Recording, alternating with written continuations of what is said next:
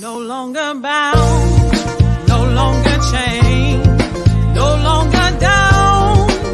I'm free. I am free. Yeah, yeah, yeah, yeah. I'm free to be me. I'm made in His image. I'm shaped by His hand, covered by His love, redeemed by His love. I'm free. Yeah, yeah, yeah. I'm free to be me. Whom the Son sets free is free indeed. Oh, I'm free to be me.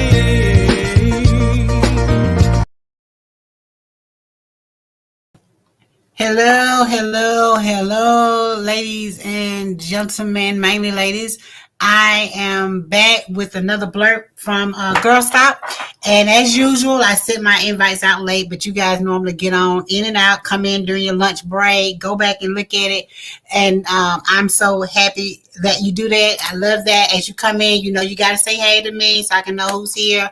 I like to chat with you all. But today, or this May series has been about overcoming. And I left it blank because we have so many things that we have to overcome in order to live, in order to breathe again and just be. And the special guest that we have on today is Miss Erin Jones. And I'm always so excited to have her and hear her. Hey, Facebook user. I don't see your name, but hey, have her. So I'm going to bring her up right quick because we only have so much time that we stay with this blurb.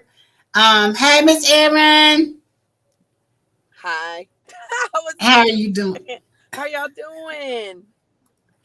We are good. How about you? How about you? I am good. I am on a cloud. I just got back in town from watching my baby graduate from I college. know. I'm just like, oh my gosh. Like, God is How so he is so faithful. And we're going to get into a little bit of that because I saw some of the pictures and all that. So we're going to get into some of that with you today. I was so excited to see it. Hey, you guys, say hey as you come in. We have with us today Miss Erin Jones, and Erin is going to begin to share with us. I know at a young age, Miss Erin, you lost your mom. And so we're gonna go into that just a little bit. Like I said, it's just a blur for us. But you just kind of share with us from your heart the things that you want to share. Hey, Dr. Latrice, glad to have you here. Somebody's saying congratulations to you, Erin. And, and so anyway, we know you lost your mom at an early age, and I'm always in awe of you because you have really been able to pull that together and show us what that looks like. And I know your mom was an avid faith, tongue speaking, believing, woman of God, and she passed that all to you guys, which is amazing. So give us a little bit about your story and how you were able to going back and then bringing us forward as in your journey to overcome. Okay, so I was telling Tammy when she initially approached this, I was like, oh my gosh, this is so wild because this whole scene from Madison, which is my daughter, for those of you who don't know, finishing college, my mom was like, for all intents and purposes, she was my co-parent. You know what I'm saying? She was my friend, so many different things. And so, Madison is 23. She'll be 24 in September.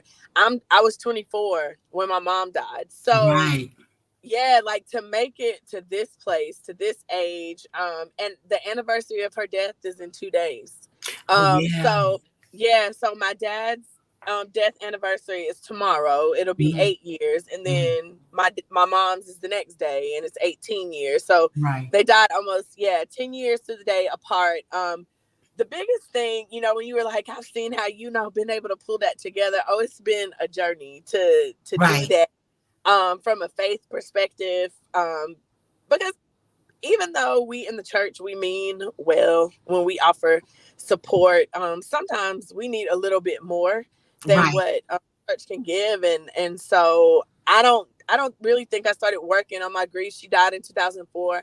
I don't really think I was as intentional about it really until after my dad died. Because I really, as wild as it seems, and I worked in hospice most of my career, I just thought, oh, I'm okay. You know, I'm like, I'm doing Right. okay and I'm good. And, you know, I got Jesus, so that's all I That's need. all I need. Right, right, right.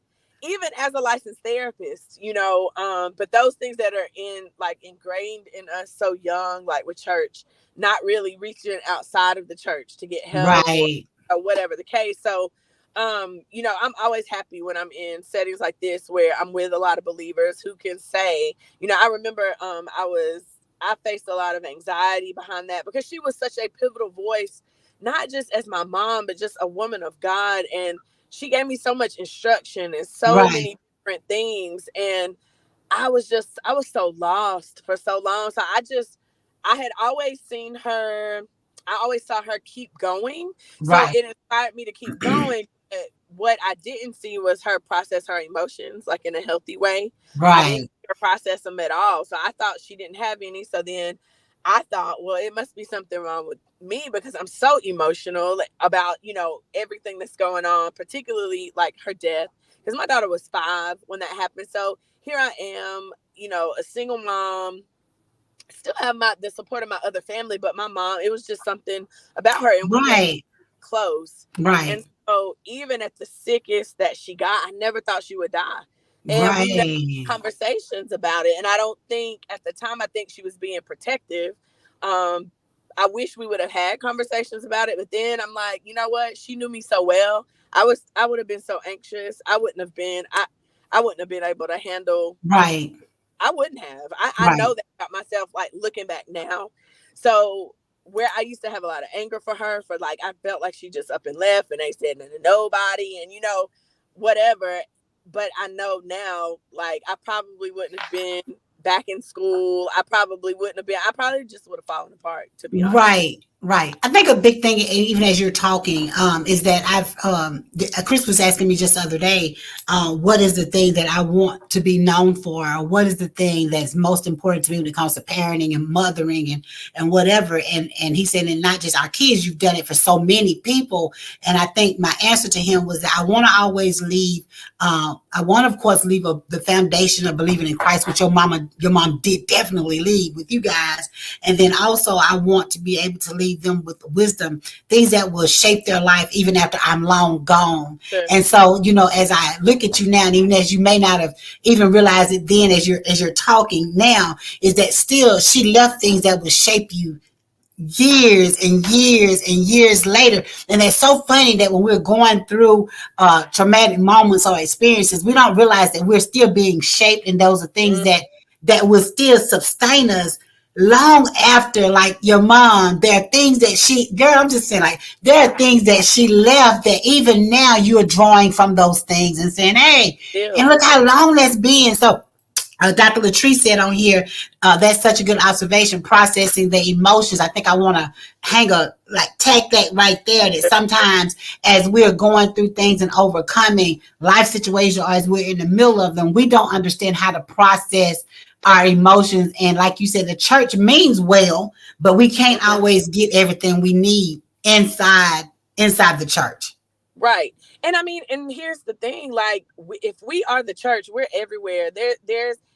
I think our True. understanding even of that is so limited. Like it doesn't have to happen there. It can happen in And the parking lot. It can happen wherever you are. Like, right. but we are that. And as we move around, like, what's the point of God endowing us with all these gifts if we think we can only use them in the 4 In walls the of the four church? walls. Right.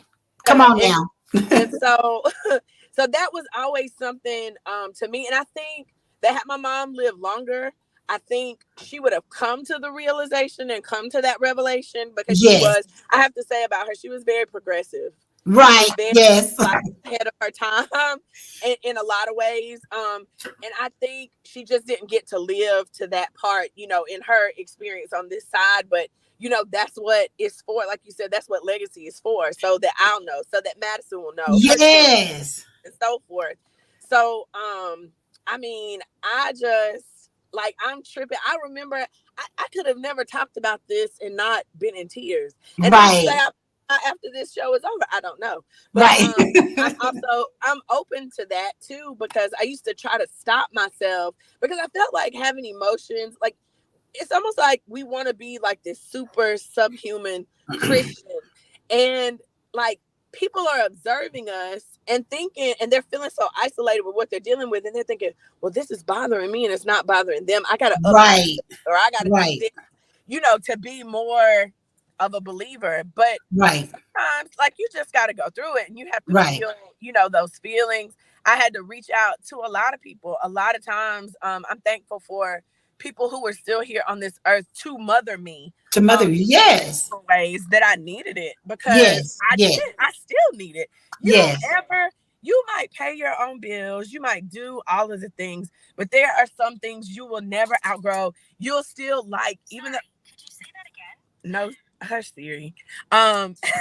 You'll say you'll want guidance. Like if my mom called me and told me something, I probably wasn't going to listen to her advice necessarily. I just wanted to hear her opinion, or I Right. wanted to know how to make a recipe, or I wanted to know how to do certain things, or how I should handle a situation. And just her presence being gone, I mean, like I said, it left me very lost for a very long time. And because people were always so used to me being so happy-go-lucky, I didn't know how to be like, I am very sad, like I'm Right. struggling and I need help, Right. and I cry every night and I miss my Right. mom so bad, and and saying those things. And then you might get I saw this described as a term called spiritual bypassing, and it's when somebody tells us something emotional and we don't really know what to do with it, so we just tell them, just trust God, or Right. just this or just that. And we mean well, but a lot of times we don't know what to say. And Right. Right. all people need you to, they don't really necessarily need you to say anything, but just like, I'm here if you want to talk. I don't understand.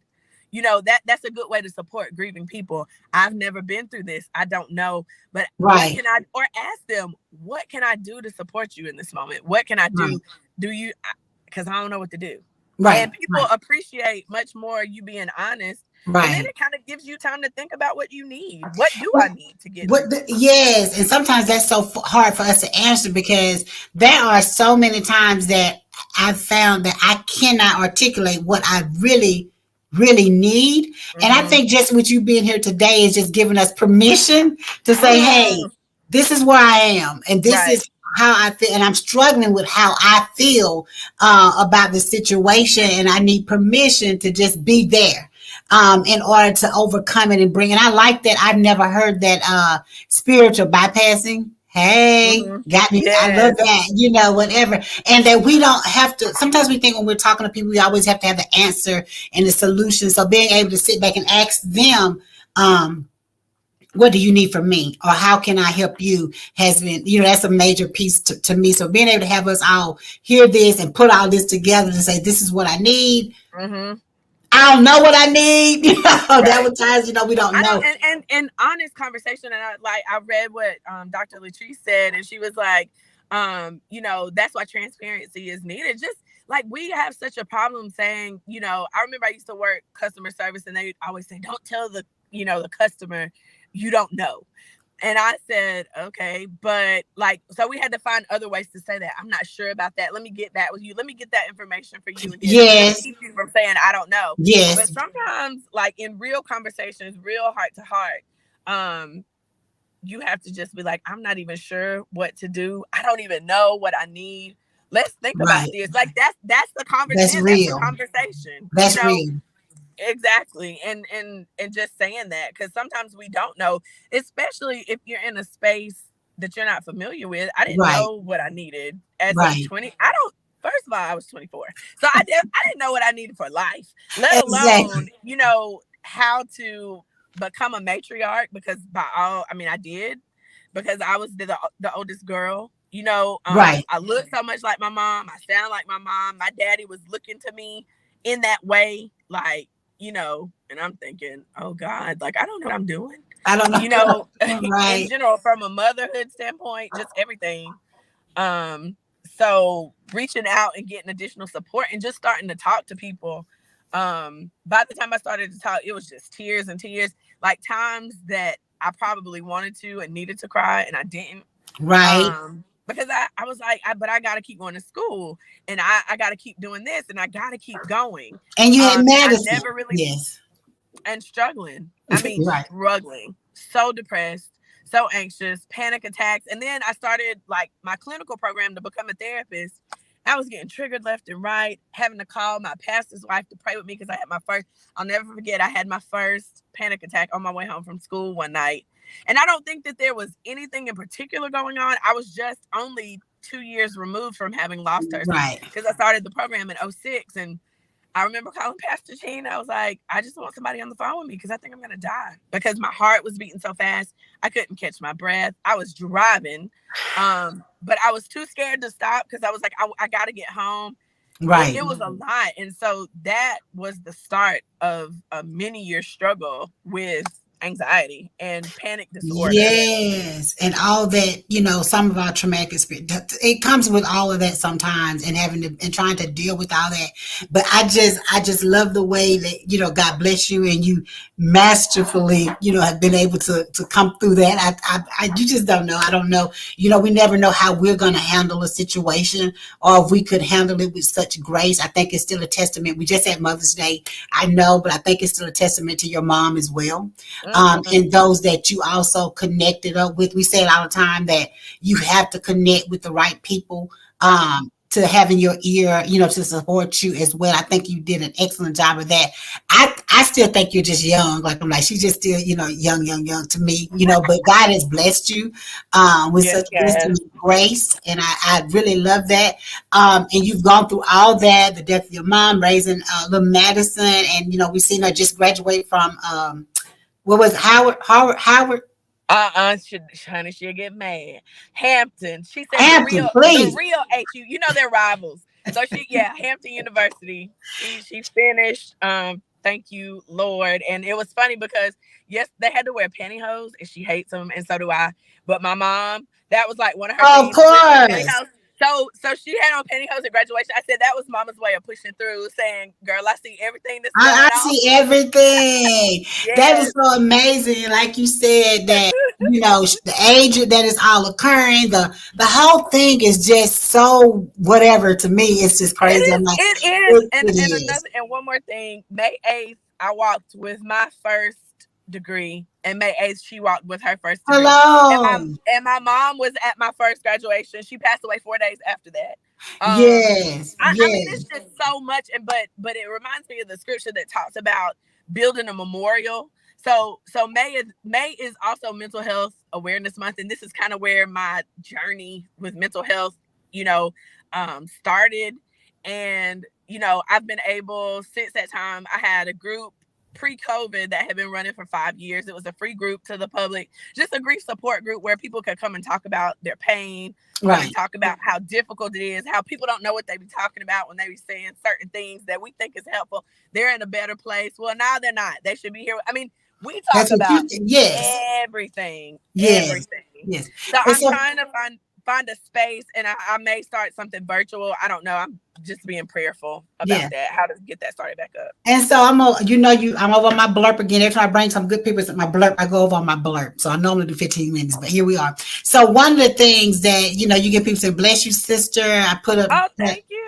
Pastor Great Dottie in New York is saying this is helpful to us all. It's okay to say I don't know and ask for help. So just the things that you're putting on the table. Sometimes it's okay to say the answer is I don't know, says Dr. Williams. Sometimes that's just the answer. I just don't know. So but with that being said, I love to you went into a little bit that even in your overcoming and processing all of this yourself, what you've done is turn around and figured out how to give back to others as well, to help others through the same process, which is always awesome to me, that we don't just come out and take our run and leave everybody. We go through things for a reason, and we have something that we can give back to others, those that are willing to be receptive of it. So I am so glad about that. I want you to tell us in your overcoming, like I said, you not only turn it around and help others, but your field of study itself just takes all this in, and you're able to give it back and speak so wisely to those around you. So kind of tell us, like, I know you're you did your licensing and all that, but your education wise, what you went and had, what'd you do to make sure you could serve, Yeah, make sure you could serve the people? I got my master's in social work. It was a clinical program. So I was licensed as a master social worker first in 2011, and then in 2020 I got the final license after kind of dragging my feet for a while. I'm a licensed clinical social worker in the state of Georgia, looking to be you know, looking to do some more in more states, as everything, like a lot of things are like virtual. Yeah. So I have my own practice called Epiphany Concepts and Consulting. I provide you with that information, so in case anybody needs to get on my site, if you're looking for a therapist. Right. Yeah, and I just really, particularly Black folks and particularly believers, to Right. get out of this. We are communal. God made us to connect to each other. Right. And like sometimes we need help, and we need that unbiased guidance, just that unbiased support sometimes that we can't necessarily get from family and friends. Right. Not because they don't want to give it, it's just they're naturally biased towards you and Right. your situation. So I I am a therapist. I have a therapist. Therapy changed my life. I knew it could, but not I didn't think about, as a client, but it has been amazing. And I still, if I get in a place where I need to check in, I still do. I believe in what I do. I practice what I preach. You know what I'm saying? And I haven't always, because I just had to learn more about myself, Right. and what I needed, and that took some exploring and, those kinds of things. So it's been a journey, and it's been so much, just so much fun getting to know myself. And I love taking the pressure, like telling people you can get therapy and Jesus still loves you. Exactly. If he is a wonderful counselor, how much more, yes. should I be, or should we be, Right. counsel? Right. That's talked about a lot in the Bible. I don't know Right. where we lost that, but Right. we're Right. gonna get it back. We're gonna get it back. We're gonna get it back. Well, Miss Erin, I put your information. If I put it up there, I don't know, but I also am putting in here your name. Yes. So if they need to reach you, they can. You Sure. can definitely find you, click you in on Facebook. I know that's why I be like, everything's on Facebook. And get more information. They can reach out to you as well if they need to. I'm glad you took the time to just come join us. We've gone over my blurb, but everybody complains that my blurbs are not long enough anyway. But so I am glad that you came and shared to us and just put a whole different spin on basically encouraging us to, as you are overcoming, it's okay to reach out. It's okay to get the help you need, to help you just process through it. And for those of us that are helping to say, you know what, I don't know, but I'm here. I don't know nothing, but I'm here to support you is amazing to me too. So if anything else you want to share or say, you can before I tell the good folk how much I love them and let them go. But I want to thank you for taking the time to come join us. I just think you're a wonderful, beautiful person. I just love it. I mean, I do. So just anything else you want to say? Yeah, I feel the feelings are mutual for sure. I love the work that you and your family are doing in the community. And I'm always thankful when I can share my experience so that people feel less isolated, less alone, and they can know that you can come out on the other side. There is a such thing as good grief, and you can have that. And Right. I'm thankful anytime I have the opportunity to share my story and how I've overcome, particularly anxiety and depression, because a lot of us deal with it. I'm Yes. always excited to do it. So thank you again for the invitation. Yes. And I mean, we didn't get into all of it because I mean, sometimes I'll drive y'all into talking about that anxiety or that depression, like so people can know, but just knowing that there is help out there and that we can definitely overcome. And I always say, so we can live again, because some of us are stuck in these bubbles and we're just not living because of whatever fear, hurt, trauma. We just got stuck there. And so you sharing your story and say, hey, you can come out of this and there is help. So again, thank you. Thank you guys for tuning in. Love you guys. I know I went over my blurb. Y'all been telling me I got to go over anyway. Thank you all for joining. I know different ones will come in after and look at. That's fine. Just give us a message. Let us know you came in. And we will be talking to you again later. Love you. Have a blessed day. Okay, talk to I'm free to be me. No longer bound